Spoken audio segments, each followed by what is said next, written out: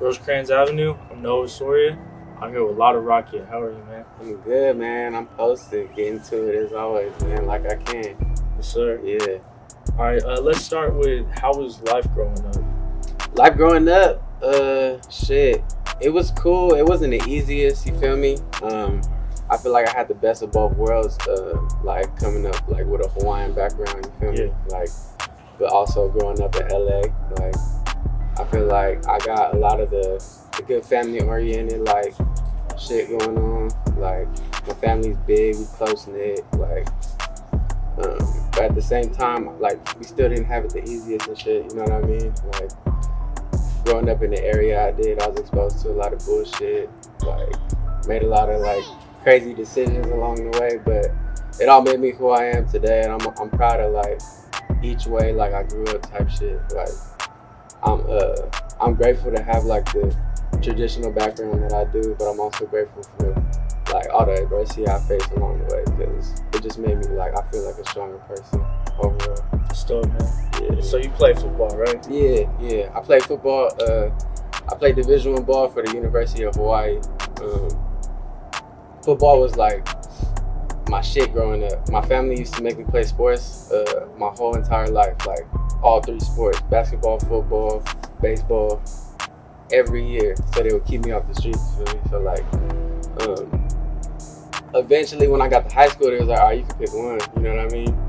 Because I used to bug them. Like when one sport would be over, I would get this little gap like before the next sport would start. Yeah. So I would use that shit to wild out and have as much much fun with my friends as I could, and then just go up. But then like I would always bug them like, damn, I want to play this year. I want to play baseball. I don't want to play basketball. And I just stuck with football once high school came around, and I low key made that shit happen. You feel me? I went to like 2 different high schools. Ended up balling, doing my shit at both of them. What two? I went to Carson High, and then I played with some killers over there. I'm not gonna lie. Shout out to all my homies at Carson.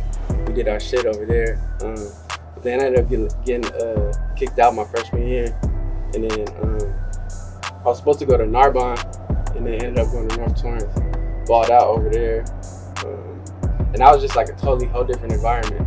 But ended up going to University of Hawaii after that, and I blew out my knee, and then I could have rehabbed it and kept playing ball, but I don't know. After that happened, I was like, I don't want to go through all that again. I was questioning my love for the game, and like a bunch of other shit was going on in life, so I decided to just, you feel me, do my own shit, find other courses in life, and I found music. So what do you take from like your football career into music, like as a rapper? The work ethic for sure. Like the work ethic, the dedication. Like, cause I feel people can deny shit all they want, but they can't deny hard work. You feel me? You work at something, practice something every day. Eventually, you're gonna get better at that shit. And I didn't take music serious at first. Like my engineer Crook will tell you, a lot of the homies will tell you. Like I used to walk into sessions bullshitting. Like I used to walk into sessions like 2-3 hours late, only 2 hours left. You feel me? Like and motherfuckers like, bro, you wasting money, you bullshitting. Like, come on, bro. Like, you need to get on your shit. And then I started putting that football mindset to it. You feel me? Like, all right, I'm gonna get on my craft like every day.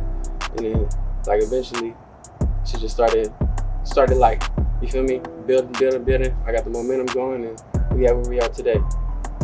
And when did music actually like enter your life?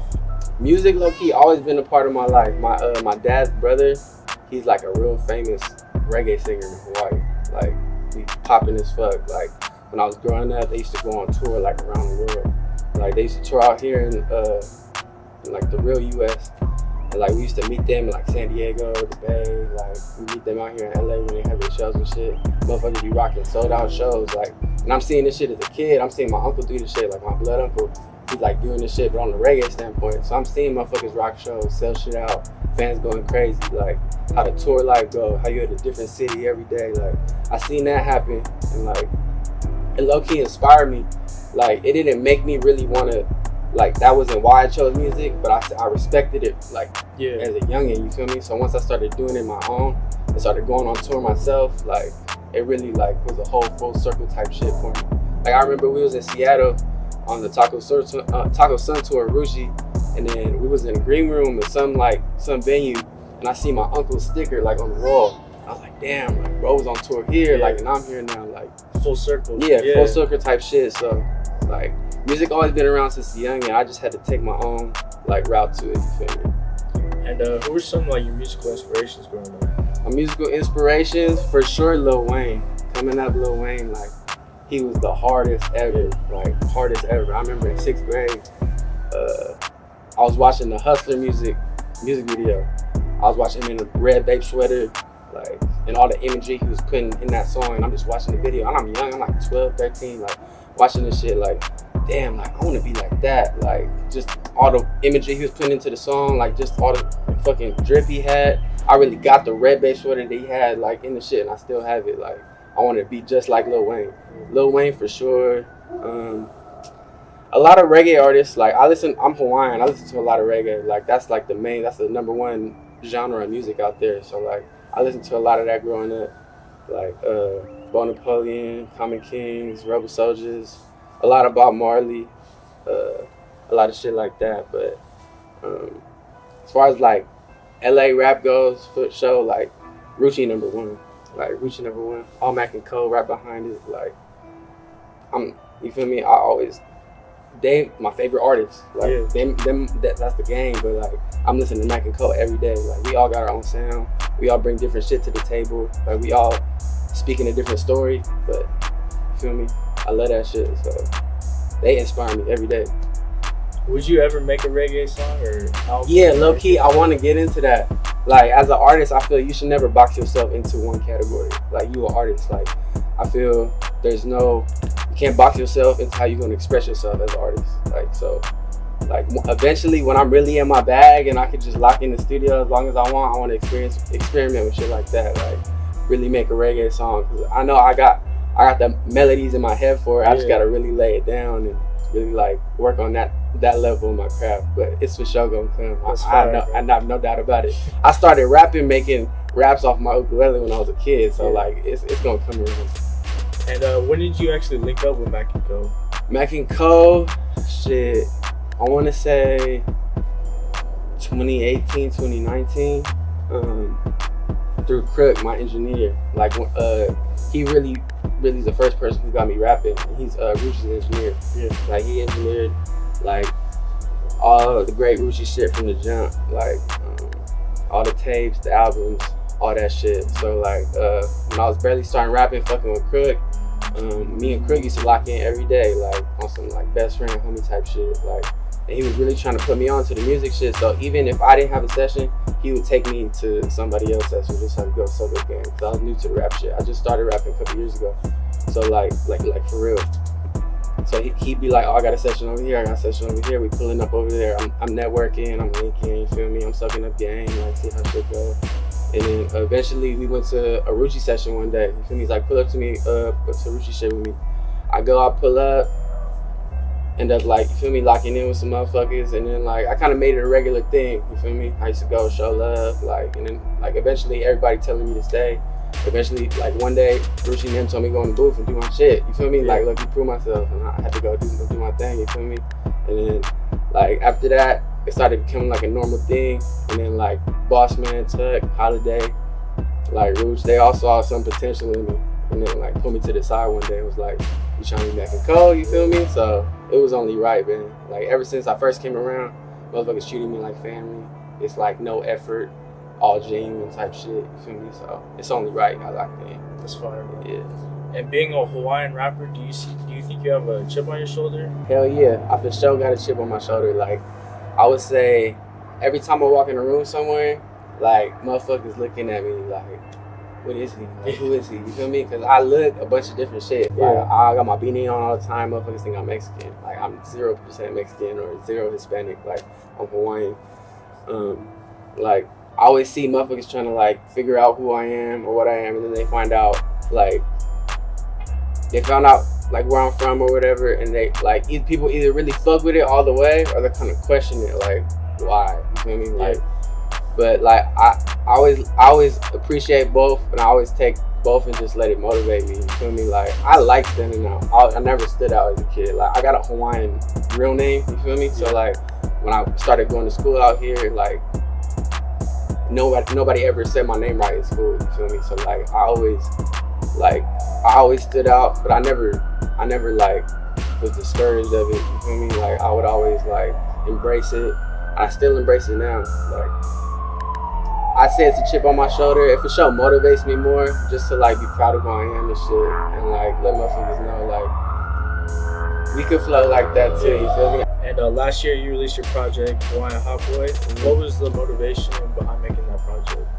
The motivation for Hawaiian Hot Boy was really like, it was like an introduction. It was like an opening statement type shit. It's pretty self-explanatory. Like, I'm a Hawaiian Hot Boy. Like, you ain't never heard of shit like that. Like, you feel me? Like, I got the Hot Boy shit, like, because just like I said, I was really inspired by Lil Wayne. Like, Lil Wayne and the Hot Boys, like, growing up, they was really them motherfuckers. Like, and I always, like, fuck with Lil Wayne because he was the youngest out of all his homies. Like, and that's how I was growing up. Like, I used to, like, kick it with all my older cousins. They was, like, 18, 19, and I'm, like, 12, 13. Like, all these motherfuckers that just got out of high school, like, doing wild shit. And I'm, like, 12, 13, like, coming out from middle school and just running with them. Like, I looked at myself like that, you feel me? Like the youngest cat, keeping up, doing all this shit, like, you feel me? Like kicking it with the older bitches, like all that type of shit, like, so for sure, like Lil Wayne inspired a lot of like my opening project. Like my artwork kind of looks like a Hot Boy mixtape. Like I wanted it to look like that, like a throwback thing. But the whole thing was really like an opening statement. Like I wanted to let motherfuckers know, like, I could really talk that shit. I really got them bars. A lot of them motherfucking songs was freestyles because I don't write shit, you feel me? Like, I'll write like when I really feel like writing a song, but I really wanted to go in and like let motherfuckers know how I'm coming. And I got some shit on there that's like real material too. Like you can sit down and like, I'm not just talking bullshit the whole time. Like I got some shit you really sit down and like see what go through a motherfucking mind. Yeah. So I wanted it to be well-rounded. That's why it's 14 tracks. First it was 7 tracks, then it was 10, and then it was 12, then it was 14. Then we had a list of 30 songs, and then we like depicted really which ones was the ones for it. Like it took a while to put it together because like before I was Mackk&Co, that tape was already done. Like, and then I linked up with Tuck and Holiday, and they listened to it. They was fucking with it, but they was like, we gotta add more to it. Like it's gotta be, you feel me? You gotta really come from a different direction and let motherfuckers know like you here. And I feel like we really did that with that project. I feel like it's really, really slept on. But you feel me? I feel like once I really get myself out there, more people will come back and be like, oh yeah, he came out the right way. You feel me? And what's next for you? Next for me, I want to say consistency. Like, I've been dropping music every month for sure. I was aiming for every 2 weeks, but like, you know, life happened, life get in the way. You know, like a lot of shit going on with Mackk&Co too. Like, I never want to like drop when the homies dropping type shit. You feel me? Like Mackk&Co, we win because we passed the ball. You feel me? Everybody shine. Everybody get. You feel me? Everybody get the score. You feel me? So if my homie dropping, and I know he dropping, I'm not gonna drop that week or the week after. I'm gonna let him have that momentum and then come in when it's my time to come in type shit. But my aim is to keep dropping singles. I have a tape with a collab tape with Laudiano coming out. It's pretty much done already. I'm gonna just add a little bit more shit to it. But me and Laudiano got 11 songs, just all me and him. Couple features on there, but we gonna add a little bit more to it. And then I want to drop that sometime this year, before the summer, I think. And then we got a bunch of other singles lined up. I got a song with AZ Chai coming out. I got another song with Rucci coming out. And I'm just trying to drop more visuals too. Like my goal this year is to drop 12 visuals. 1 a month type thing? Yeah, exactly. That's actually my goal. 1 a month, 1 visual a month, just stay in everybody's face. Like, let motherfuckers know how I'm coming. My goal, I was supposed to drop 2 last month, but I actually went to jail, so like that kind of slowed everything down and shit. But we gonna keep the ball rolling, you feel me? I'll probably drop a few extra videos just to keep the 12 videos going for the year. But definitely more visuals and a lot more singles. And what motivates you? What motivates me? Man, shit, my gang, my team, my family. Shit. I really wanna make it in this music shit and just life in general, just to let my family know like everything was all worth it type shit. You feel me? Like I'd have been through a lot. I done put my people through a lot. So like all I want to do is just do what I gotta do and get back to them. Make sure they ain't got to work on that thing. You feel me? And yeah, like pretty much Mackk&Co too. Like keep the ball rolling with them. We all we got type shit. Like if it's one of us, it's all of us. If my brother dropping, then I'ma act like I'm dropping too. Like you get all the love and support out of me. I'm making sure everybody know what he's doing. Like all that type of shit. Well, I appreciate you for sitting down and chopping it up. Appreciate you, dog. Shout out Rosecrans. You know Rosecrans run the program. You feel me? Lotto Rocket, I'm Cold Game No. Yo.